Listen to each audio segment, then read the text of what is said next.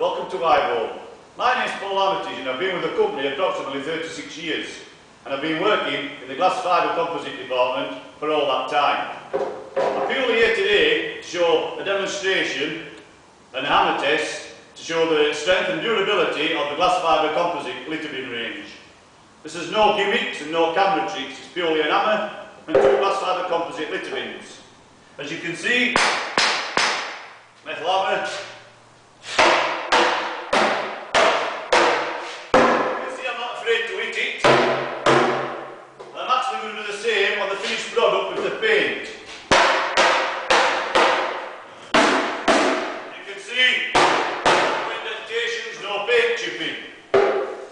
You'll probably be wondering or asking yourselves, why isn't there nothing happening or breaking off? Well, purely it's unique to Wyborne and it's been developed over a number of years, especially for the Wyborne litter bin range. So if you're having, or if you're experiencing any problems with vandalism within your area on the litter bins, I suggest that you look at the GFC litter bin range. If you'd like to know more, please visit wyborne.co.uk. You've seen the video, you know it makes sense.